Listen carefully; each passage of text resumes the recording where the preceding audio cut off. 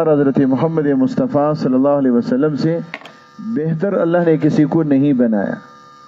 ایک حدیث میں حضور پاک علیہ السلام فرماتے ہیں کہ مجھے نبیوں میں سے اللہ تعالیٰ نے تمہارے لیے چنا اور امتوں میں سے اللہ نے تم کو میرے لیے چنا۔ جو امتوں میں سب سے بہتر تھی اس کو میری امت بنایا، اور نبیوں میں جو سب سے بہتر نبیوں کا سردار تھا ان کو اللہ تعالیٰ نے تمہارا نبی بنایا۔ تو لہٰذا اب اس بات کے اوپر ہمیں سب سے زیادہ اعزاز اور فخر حاصل ہے کہ ایک تو ہم اللہ کے بندے ہیں، اور دوسرے جناب رسول اللہ صلی اللہ علیہ وسلم کی مبارک امت کے اندر اللہ تعالیٰ نے ہم اور آپ کو پیدا فرمایا۔ حضور پاک صلی اللہ علیہ وسلم سے محبت کا کرنا فرض ہے۔ اللہ جل شانہ و نوالہ فرماتے ہیں اگر کوئی بندہ اللہ سے محبت کرنا چاہے تو درمیان میں اگر اللہ کے رسول کو چھوڑ کر اللہ سے محبت کرنا چاہے تو محبت نہیں ہو سکتی۔ اللہ تک پہنچنے کے لیے جناب رسول اللہ صلی اللہ علیہ وسلم کے واسطے سے پہنچنا ضروری ہے۔ حضور پاک علیہ السلام سے محبت کرے گا تو اللہ کی محبت ہوگی، اور جناب رسول اللہ صلی اللہ علیہ وسلم سے اگر محبت نہیں ہے تو پھر اللہ سے محبت نہیں ہو سکتی۔ اور محبت کی علامت یہ ہے کہ انسان اپنے محبوب کی زندگی کو اختیار کرتا ہے۔ اگر یہ بات آدمی زبان سے کہے کہ مجھے اللہ کے رسول سے محبت ہے، تو ایک تو محبت کے بھی درجات ہوتے ہیں۔ ایک مسلمان ہے اس کو اللہ سے اور اللہ کے رسول سے لازماً اس درجے میں محبت تو ہوگی کہ اللہ ہمارا رب ہے اور ہم کلمہ پڑھتے ہیں، اور جناب رسول اللہ صلی اللہ علیہ وسلم کو اللہ تعالیٰ نے ہمارے لیے نبی بنایا ہے۔ تو اب ایک اس درجے کی محبت جو غیر اختیاری محبت ہوتی ہے تو وہ تو جانوروں کو بھی محبت ہوتی ہے، جانوروں کو بھی اپنے بچوں سے محبت ہوتی ہے۔ ایک گٹھیے سے گٹھیے جانور بھی ہو اس کو بھی اپنی اولاد سے محبت ہوتی ہے، کتیے کو بھی اپنے بچوں سے محبت ہوتی ہے، دودھ پلاتی ہے۔ ایک مرغی کو بھی اپنے چوزوں سے محبت ہوتی ہے کہ قریب جائے تو وہ حملہ کرنے کی اس کو کوشش کرتی ہے، اور جب کوئی خطرہ محسوس کرے تو اس کو اپنے پروں کے اندر اپنے بچوں کو چھپا لیتی ہے۔ تو اتنے احساس تو مرغی کے اندر بھی ہے، جانوروں کو بھی ہے۔ بچہ پیدا ہو تو فوراً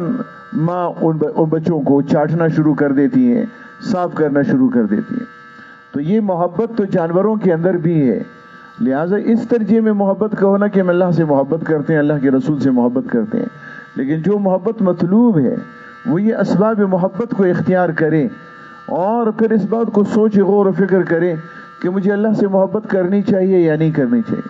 مجھے اللہ کے رسول صلی اللہ علیہ وسلم سے محبت کرنی چاہیے یا نہیں کرنی چاہیے۔ اگر کسی سے محبت کسی کمال کی وجہ سے ہے تو اللہ کے رسول سے بڑھ کر کمالات کس کے ہیں؟ اور اللہ کے رسول صلی اللہ علیہ وسلم دنیا کے انسانوں کے اندر کمالات کو اللہ نے تقسیم کیا ہے، جہاں کے سارے کمالات ایک تجھ میں ہیں۔ جناب رسول اللہ صلی اللہ علیہ وسلم کے اندر سارے کمالات اللہ نے جمع کیے، باقی جہاں کے انسانوں میں کمالات کو اللہ نے تقسیم کیا ہے۔ اب سب سے زیادہ کمال والی ذات جناب محمد الرسول اللہ صلی اللہ علیہ وسلم، اور پھر سب سے زیادہ محبت ہوتی ہے آدمی کو جمال سے، یعنی حسن سے، حسن سیرت ہو یا حسن صورت ہو۔ اور اس وقت دنیا میں تو حسن پسندی کہ حسن کو پسند کیا جاتا ہے، لہذا جو گناہ ہے، جو زنا ہے، نظروں کی بے حیائی ہے، ڈرامے لوگ دیکھتے ہیں، فلمیں لوگ دیکھتے ہیں، اور بد نظری لوگ کرتے ہیں، زناکاری کی طرف جاتے ہیں، تو یہ سب چیزیں یہ انسان کی نگاہوں میں جو چیز نظر آتی ہے پسندیدہ، تو اس چیز کو حاصل کرنے کی انسان کوشش کرتا ہے، پھر زنا بھی کرتا ہے، گناہ بھی کرتا ہے، عشق بھی کرتا ہے، محبت بھی کرتا ہے، آدمی دوسروں کا دیوانہ اور پاگل بھی ہو جاتا ہے۔ تو اگر انسان اس قابل ہے، عام انسان، کہ اس سے محبت میں لوگ پاگل ہو جاتے ہیں، اور عورت سے محبت ہو اور اس میں آدمی اپنے باپ، اپنے ماں، اپنے خاندان، اپنے قبیلے کو چھوڑ دیتا ہے۔ آئے روز ہم اور آپ یہ مثالیں دیکھتے ہیں کہ لڑکا اور لڑکی ہے، ایک دوسرے کو پسند کیا، خاندان کو چھوڑ دیا، باپ کو چھوڑ دیا، گھر کو چھوڑ دیتے ہیں، علاقے کو چھوڑ دیتے ہیں، اور پھر اس میں اتنے اندھے ہو جاتے ہیں کہ پھر کسی کی پرواہ نہیں کرتے ہیں۔ تو میرے دوستو، جب عام انسان اس سے محبت اس درجے میں آدمی کرتا ہے، یہ محبت نہیں ہوتی، یہ شہوت ہوتی ہے۔ ہمارے ایک استاد محترم فرماتے تھے کہ لوگ اس وقت شہوت کو محبت کا نام دیتے ہیں. محبت نہیں ہوتی ہے، وہ شہوت پرستی ہوتی ہے. جس سے بھی محبت کرے وہ شہوت کی وجہ سے محبت کرتا ہے، چاہے وہ مرد سے کرے عورت سے کرے، لیکن محبت ہوتی ہے وہ شہوت پرستی ہوتی ہے، اس کے اندر شہوت ہوتی ہے. اور اس لیے کہ وہ جب شہوت پوری ہوتی ہے تو محبت ختم ہو جاتی ہے، اور جب تک شہوت رہتی ہے، خواہش رہتی ہے، محبت برقرار رہتی ہے. مولانا تھانوی رحمۃ اللہ علیہ نے ایک واقعہ لکھا ہے. ایک بزرگ کا ایک مرید تھے، اور وہ ایک خادمہ پر ان کی نگاہ پڑ گئی تو انہوں نے محسوس کیا کہ اب یہ بد نظری کرنے لگا ہے اور اس خادمہ کو یہ بدنگاہی سے دیکھتا ہے. تو پھر ایک دفعہ اس خادمہ کو بلایا اور کوئی ایسی چیز اس خادمہ کو انہوں نے کھلا دی کہ جس سے اس کو اسہال، موشن لگے، اسہال آیا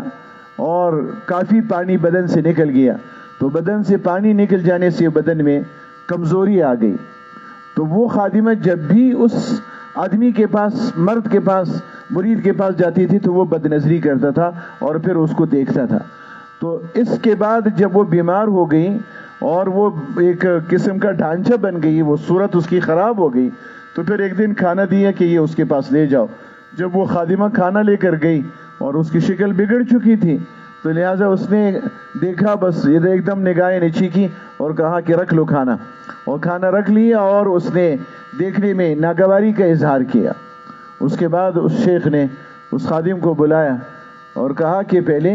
یہ خادمہ جب تیرے پاس کھانا لے کر آتی تھی تو بہت غور سے تو دیکھتا تھا، اور آج تمہارے پاس وہ کھانا جب لے کر آئی ہے تو تم نے ناگواری کا اظہار کیا. اس کے اندر پہلے کون سی چیز تھی جس کی وجہ سے تجھ سے محبت تھی؟ اب کون سی چیز نکل گئی جس کی وجہ سے تیری محبت اب نفرت سے بدل گئی؟ تو پھر اس خادمہ کو یہ کہا تھا کہ جہاں پر اس کا بدن کا پانی ہو تو وہ پانی ایک جگہ میں وہ بیٹھ کر وہ پانی وہ تقاضا کرے اور ضرورت پوری کرے. تو پھر اس مرید نے، شیخ نے مرید کو لے جا کر وہاں کھڑا کیا کہ اس کے بدن سے یہ چیز نکلی ہے جس کے بعد تیری محبت ختم ہو گئی. معلوم ہوا کہ تجھے محبت جو تھی وہ اس گندگی سے تجھ کو محبت تھی. یہ گندگی جب تک بدن میں تھی تجھے محبت تھی، اور یہ گندا پانی بدن سے نکل گیا اور تیری محبت وہ نفرت سے بدل گئی. تو معلوم ہوا کہ تیری محبت اس غلاظت کے ساتھ تھی. تو میرے دوستو، اب ہم اور آپ دنیا کی چیزوں سے محبت کرتے ہیں. گاڑی اچھی لگتی ہے، مکان اچھا لگتا ہے، کوئی انسان اچھا لگتا ہے، لیکن جناب رسول اللہ صلی اللہ علیہ وسلم حضرت حسان ابن ثابت رضی اللہ عنہ جو فرماتے ہیں وَأَحْسَنَ مِنْكَ لَمْ تَرَ قَطُّ عَيْنِي وَأَجْمَلَ مِنْكَ لَمْ تَلِدِ النِّسَاءُ، کہ آپ سے زیادہ حسین کسی ماں نے نہیں جنا اور آپ سے زیادہ جمال والا میری آنکھ نے نہیں دیکھا. حضرت مولانا عطا اللہ شاہ بخاری رحمہ اللہ فرماتے تھے کہ صرف حضرت حسان کی آنکھ نے نہیں، دنیا جہان کے کسی انسان کی آنکھ نے حضور سے زیادہ حسین نہیں دیکھا. کہ اللہ نے حسن کے اعتبار سے اللہ نے جو ان کو کم جمالات سے، جمال سے نوازا تھا. اور پھر اللہ کے رسول صلی اللہ علیہ وسلم کا سب سے بڑا احسان ہے ہم اور آپ کے اوپر، الانسان عبد الاحسان، انسان احسان کا غلام ہوتا ہے. اور ہم اور آپ سے پر اللہ کے بعد مخلوق میں سب سے بڑا احسان تو جناب رسول اللہ صلی اللہ علیہ وسلم کا ہے. اگر ہم اور آپ یہ سمجھتے ہیں کہ ہم اور آپ مسلمان ہیں اور اس کلمے کی وجہ سے ہم جنت میں جائیں گے، تو یہ کلمہ اللہ جل شانہ و منوالو نے آج 1400 سال کے بعد بھی ہم تک پہنچا ہے، اور یہ ہم اور آپ کی زبانوں پر ہے. تو یہ کن کی قربانیوں سے پہنچا ہے؟ کتنی تکلیفیں جناب رسول اللہ صلی اللہ علیہ وسلم نے امت کے لیے اٹھائی، اور آپ صلی اللہ علیہ وسلم نے دعائیں گھنٹوں گھنٹوں ساری رات کھڑے ہو کر جو دعائیں مانگی ہے، امت کے لیے دعائیں مانگی. اور ایک حدیث پاک کے اندر اللہ کے رسول صلی اللہ علیہ وسلم سے جسا نے کہا یا رسول اللہ آپ سے ملاقات آخرت میں کہاں ہوگی؟ تو آپ علیہ السلام نے فرمایا 3 جگہوں پر میرے سے ملاقات تمہاری ہو سکتی ہے. اب وہ 3 جگہ کون سے ہیں جہاں اللہ کے رسول صلی اللہ علیہ وسلم نے فرمایا کہ میری ساتھ تمہاری ملاقات ہو سکتی ہے؟ قیامت کا وہ دن ہوگا جس میں شدید پیاس ہوگی، سورج سروں پر ہوگا، زمین گرم ہوگی، پسینہ نکل رہا ہوگا، اور انتہائی پیاس انسانوں کو لگی ہوئی ہوگی. اور اس میں اللہ کے رسول صلی اللہ علیہ وسلم نے فرمایا میں حوض کوثر پر ہوں گا اور میری امت آئے گی، پیاسے آئیں گے پانی پلانے کے لیے، میں اپنی امت کو پانی پلانے کے لیے وہاں پہ کھڑا ہوں گا، اور جو پانی پیے گا اس کو پھر پیاس نہیں بجھے. اب اللہ کے رسول وہاں حوض کوثر پر ہوں گے. اور پھر فرمایا کہ جب پل صراط پر سے لوگ گزریں گے اور اس وقت مختلف کیفیات جناب رسول اللہ صلی اللہ علیہ وسلم نے بجلی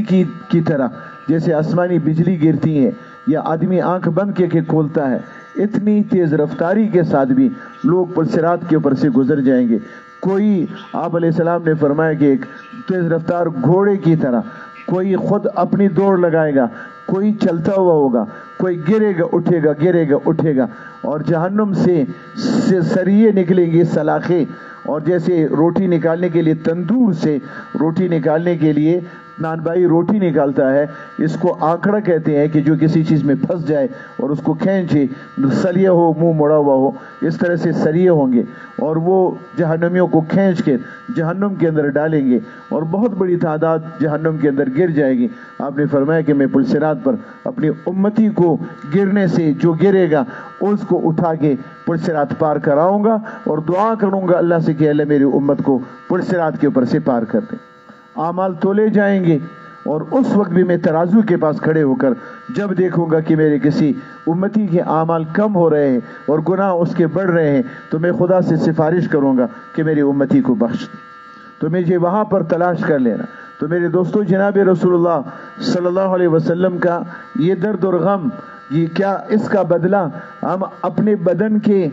اپنے آپ کو راکھ کر دے، اللہ کے رسول صلی اللہ علیہ وسلم پر قربان کر دے، تو کیا ایک ماں کا حق ساری زندگی کی خدمت سے نہیں ادا ہو سکتا؟ تو کیا اللہ کے رسول صلی اللہ علیہ وسلم کے احسانات کا بدلہ وہ ساری زندگی کی اطاعت سے ادا ہوگا؟ پھر یہ بدنصیبی سے بڑھ کر اور کیا بدبختی بدنصیبی ہوگی کہ ہم اور آپ کو یہود و نصارہ کی شکل و صورت تو پسند ہے، ملحدین کے، آج وہ یہود جو مسلمانوں کا خون اتنی بے دردی سے بہا رہے ہیں، جنہوں نے انبیاء کو شہید کیا، جن پر خدا کا غضب ہے، جن پر اللہ ناراض ہے، اور جو مسلمانوں کے سب سے بڑے دشمن ہے اور ہمیشہ دشمنی کرتے رہے ہیں، اور دجال بھی یہودی ہی ہوگا جو سب سے بڑا فتنہ باز ہوگا، اور اس وقت دجالی دور ہے، اور اس دجالی دور کا یہ کہ بانی مبانی وہ یہود ہے کہ پوری دنیا کے اندر فتنوں کا جو جال پھیلا ہوا ہے، اس میں ہر فتنے کے پیچھے کسی یہودی کا ہاتھ ہے، اور وہ پوری دنیا میں جال پھیلا رہے ہیں اور پوری دنیا کے مسلمانوں کے ایمان سے محرومی کا ذریعہ بن رہے ہیں۔ اور یہ جب یہی یہود ہے کہ آج کہ جب وہ شام، عراق، فلسطین، مصر، اردن، لبنان، سعودی، مدینہ اور خیبر تک کے لیے وہ خواب دیکھ رہے ہیں کہ ہم نے مکہ اور مدینہ بھی پہنچنا ہے، اور ہم نے خیبر تک پہنچنا ہے، اور ہم نے مدینے تک بھی پہنچنا ہے، اور وہ یہ کہتے ہیں اس وقت کہ آنے والے دنوں میں مدینہ ہمارے قبضے میں ہوگا، خیبر ہمارے قبضے میں ہوگا۔ وہ نشانیاں انہوں نے اپنی چھوڑی ہوئی اب تک۔ تو میرے دوستو، اب جو اللہ کے دین کے دشمن اور پھر قرآن اور حدیث کے اندر ان کی دشمنی کو جس طرح سے ذکر کیا گیا ہے، اور آج وہی دشمنی ہے کہ وہ کس طرح سے فلسطین کے اندر مسلمانوں کو، وہ آئے یہاں پر کس لیے آئے، یہاں آباد کیوں ہوئے؟ امریکہ سے آئے،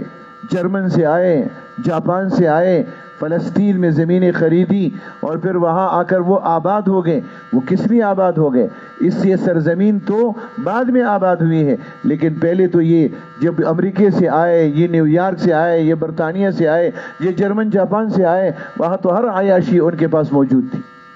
یہاں آئے اور انہوں نے زمینیں خریدی اور یہاں پر انہوں نے اپنے مکانات بنائے، پھر زمینوں کو قبضہ کیا اور پھر اپنی ایک ریاست بنائی، اور پھر اس کے بعد گریٹر اسرائیل، عظیم تر اسرائیل بنانے کا جو خواب ہے، یہ سارے علاقے اور پوری دنیا پر اپنی حاکمیت کو وہ دیکھ رہے ہیں کہ اور یہ کہ ہماری حاکمیت قائم ہوگی اور پوری دنیا کے انسان حیوانوں کی طرح صرف ہم ان کو کھلائیں گے اور کام ان سے مزدوروں کی طرح لیں گے، اور جو کمائیں گے وہ کمائی ہماری ہوگی۔ اور آج بھی اسی طرح سے ہماری کمائی سے قادیانی کمپنیوں نے، شیزان کمپنی نے 40 زبانوں میں قرآن کا ترجمہ کیا ہے، اور قرآن کے ترجمے میں قرآن کو بدلا ہے۔ رسول اللہ صلی اللہ علیہ وسلم کی رسالت کا جہاں ذکر ہے، وہاں غلام محمد قادیانی کا ذکر کیا ہے۔ 40 زبانوں میں انہوں نے ترجمے شائع کیے ہیں تحریف کر کے، اور کتابیں شائع کر رہے ہیں اور دنیا کے مختلف ممالک کے اندر بھیج رہے ہیں، اور وہ یہ کہتے ہیں کہ ہم یہ مسلمانوں کی کمائی سے کر رہے ہیں۔ مسلمانوں پر ہم اپنے جو منصوبے اور جو مصنوعات بیچتے ہیں اور مسلمان ہماری ان مصنوعات کو خریدتے ہیں، یا ہم انہی کی کمائی سے یہ سب کچھ کر رہے ہیں۔ اور اب ہم اور آپ کو کتنا کہ اسرائیل، یہودی، یہ شیزان اور یہ پیپسی، یہ مرینڈا، یہ کوکا کولا، یہ وہ سیون اپ، یہ سپرائٹ، یہ اوریڈے، یہ اولپرس، یہ دوائیاں اور یہ دودھ اور یہ چیزیں، اب ہم اور آپ لیکن اس کے باوجود ہمارے دسترخوان پر یہ ساری چیزیں پڑی ہوئی ہوتی، اور یہ اس کے باوجود یہی چیزیں ہم اور آپ کھا رہے ہوتے ہیں، اور یہ فائدہ ہم ان کو پہنچا رہے ہوتے ہیں کہ جو پھر مسلمانوں کا ہی خون بہاتے ہیں۔